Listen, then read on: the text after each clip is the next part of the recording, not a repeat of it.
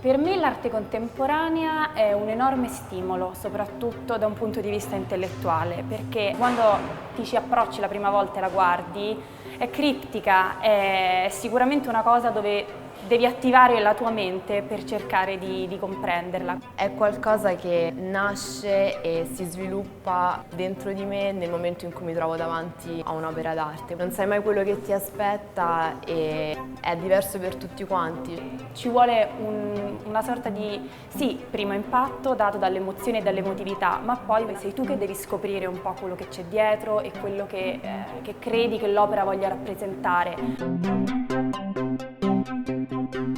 La mostra che presentiamo oggi fa parte, del ciclo Trasparenze e in particolare si occupa dell'elemento che è la plastica, che a differenza degli altri che abbiamo mostrato nelle esposizioni precedenti è l'unico elemento non esistente in natura ma creato dall'uomo. Quando Carlo mi ha invitato, mi ha detto la mostra è legata al tema della plastica. Ho subito detto no, forse la plastica non è quella che caratterizza il mio linguaggio, anche perché tecnicamente non uso la plastica.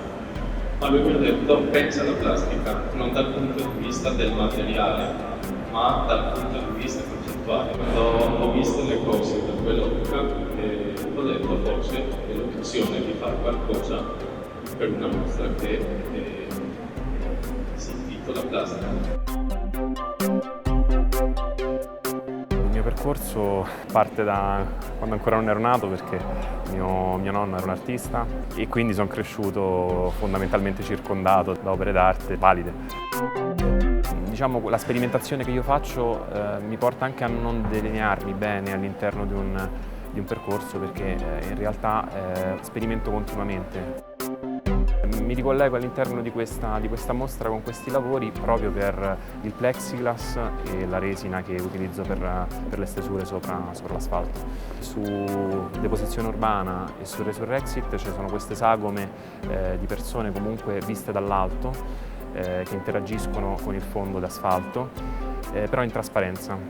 L'interesse che io ho avuto con il plexiglass e quindi con la plastica era proprio questo, riuscire a ottenere una superficie su cui poter dipingere, però dipingere interagendo appunto con il fondo, che per me è molto importante, cioè l'asfalto.